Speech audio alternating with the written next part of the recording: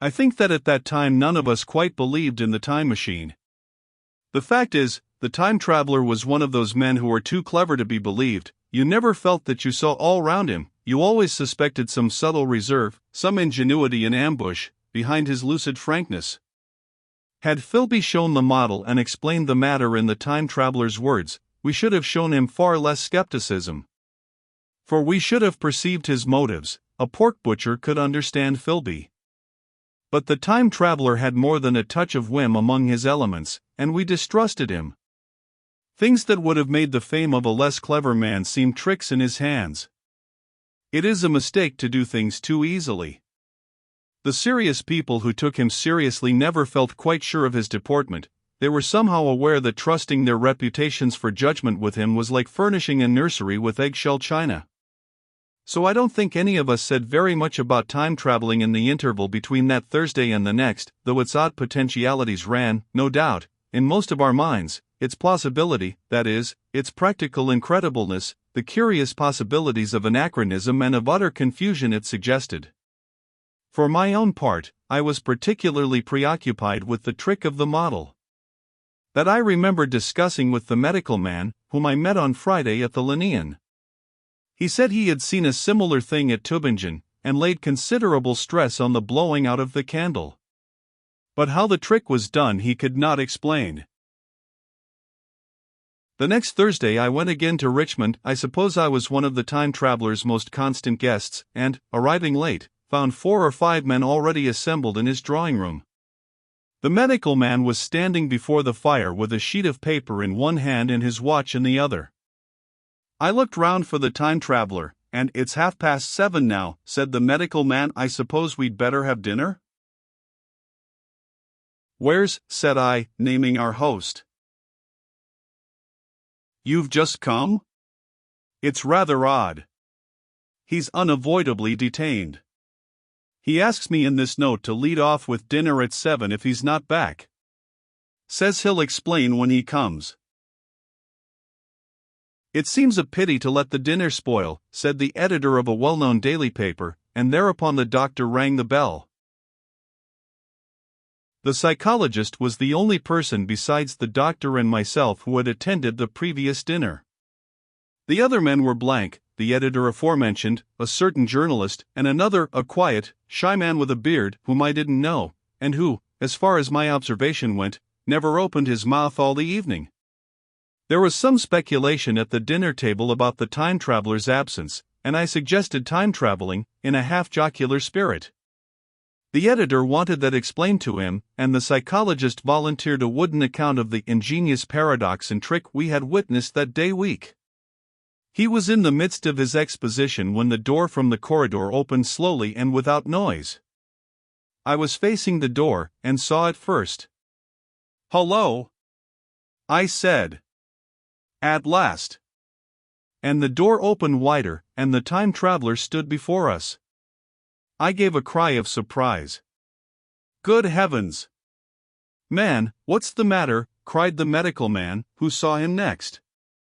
And the whole tableful turned towards the door. He was in an amazing plight.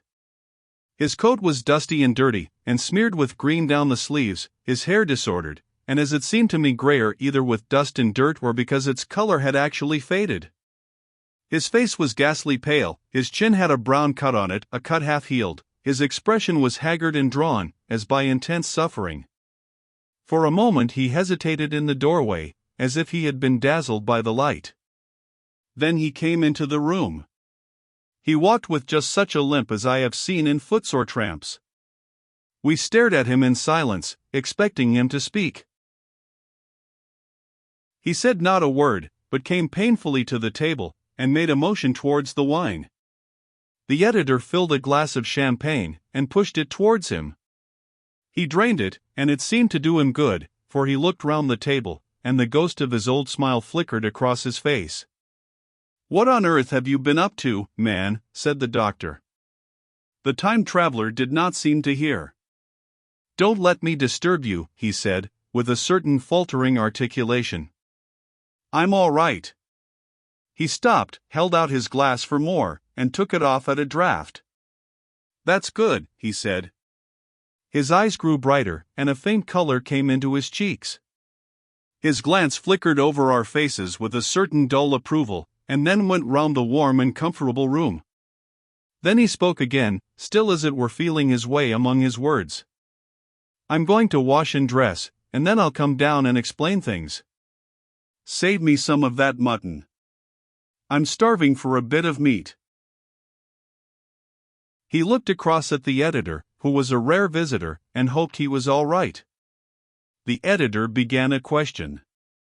"Tell you presently," said the time traveler. "I'm funny. Be all right in a minute." He put down his glass and walked towards the staircase door. Again I remarked his lameness and the soft padding sound of his footfall, and standing up in my place, I saw his feet as he went out. He had nothing on them but a pair of tattered, blood-stained socks. Then the door closed upon him. I had half a mind to follow, till I remembered how he detested any fuss about himself. For a minute, perhaps, my mind was wool-gathering.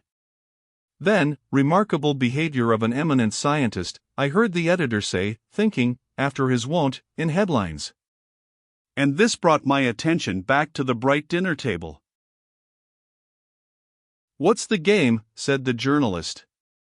"Has he been doing the amateur cadger? I don't follow."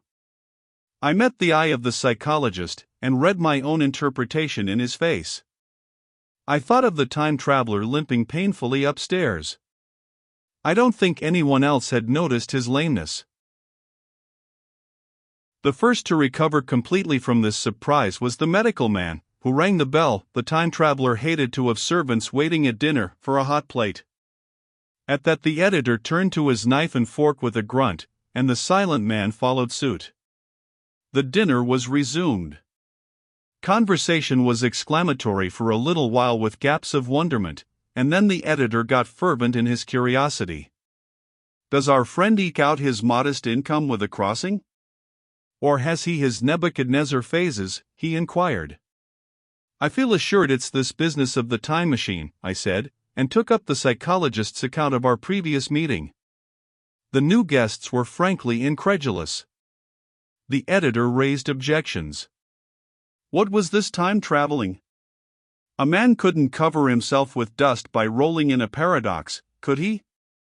And then, as the idea came home to him, he resorted to caricature. Hadn't they any clothes brushes in the future? The journalist, too, would not believe at any price, and joined the editor in the easy work of heaping ridicule on the whole thing. They were both the new kind of journalist, very joyous, irreverent young men. Our special correspondent in the Day After Tomorrow reports, the journalist was saying, or rather shouting, when the time traveler came back. He was dressed in ordinary evening clothes, and nothing save his haggard look remained of the change that had startled me. "I say," said the editor hilariously, "these chaps here say you have been traveling into the middle of next week. Tell us all about little Roseberry, will you? What will you take for the lot?" The time traveler came to the place reserved for him without a word. He smiled quietly, in his old way. "Where's my mutton?" he said. "What a treat it is to stick a fork into meat again." "Story," cried the editor. "Story be damned," said the time traveler. "I want something to eat. I won't say a word until I get some peptone into my arteries." "Thanks. And the salt." "One word," said I, "have you been time traveling?" "Yes," said the time traveler, with his mouth full, nodding his head. "I'd give $1 a line for a verbatim note," said the editor. The time traveler pushed his glass towards the silent man and rang it with his fingernail, at which the silent man, who had been staring at his face, started convulsively, and poured him wine. The rest of the dinner was uncomfortable.